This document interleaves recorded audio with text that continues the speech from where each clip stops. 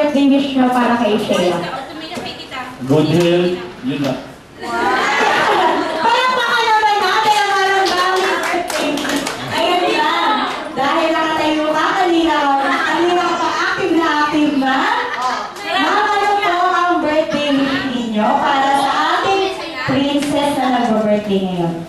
Okay, ang wish ko lang, naman siya God-fearing, matalino, tsaka talented. Siyempre, magmamana sa inyo yan, ma. Kaya palakpakan natin lahat nang pumunta sa birthday na sasabihin ni Ate Grisel. Yun po ang pagdidikitin ninyo. For example, pagdikitin ang mga pisngi. Ang sweet! Ay! Ayan. Siyempre, bibilang po ako ng 3. 1, 2, 3. Hanggang hindi nyo po pinagdidikit, matatanggal na po kayo sa game. Ayan. Hanggang hindi nyo po naririnig ang salitang collapse, hindi nyo po tatanggalin ang mga pagkakadikit ng mga parte ng katawan nyo. Sige, pwede nyo po ibaba. Ngayon, kids, sige, upo muna sila para makita natin lahat. Ngayon, pagdikitin ang mga kamay. 1, 2, 3. Ang pagdikitin ang balikat.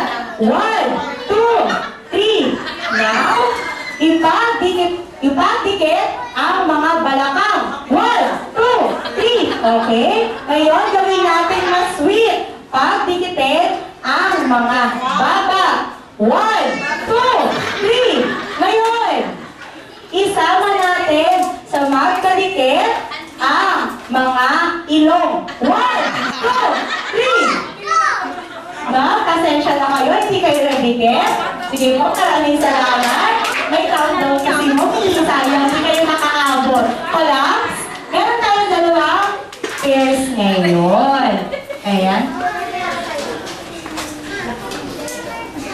Ngayon, gagawin natin, lalagyan natin ng quiz dahil nasa level 2 na kayo. Ngayon, kapag sinabi ni Ate Grace ay ang parte ng...